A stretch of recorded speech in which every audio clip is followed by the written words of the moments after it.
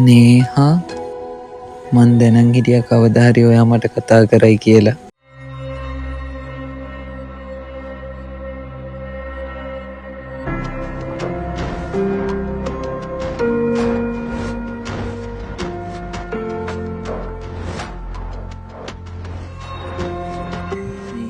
අපේ සම්බන්ධ ගෙදරින් දැනගෙන නේද ඊයේ ඔයාලගේ තාත්තා ඇවිල්ලා අපේ ගෙදර අයට හොඳටම බැන්න. අපේ ගෙදර අය කැමති නෑ ප්‍රශ්න දාගන්න. ඒක නිසා අපි මෙහෙන් යනවා. මං ඒක ඔයාලට කියලා යන්න ආවේ. මේක තියාගන්න.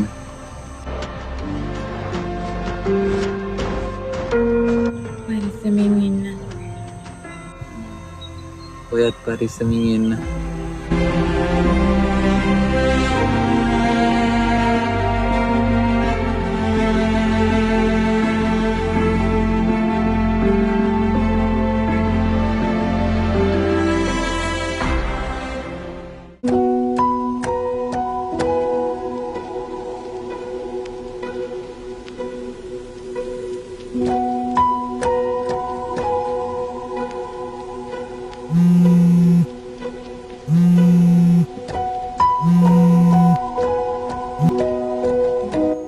හෙලෝ ආශු මේ ඔයා නේද?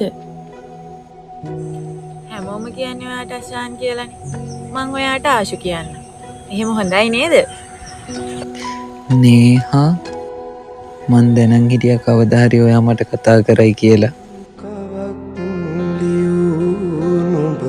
සිත්නහසේ මකාදමා ගිය හැටි රහසේ නුඹ මෙතෙක් රැඳී මා මනසේ පෙම් පුරාවතක් නිමා කරන්නද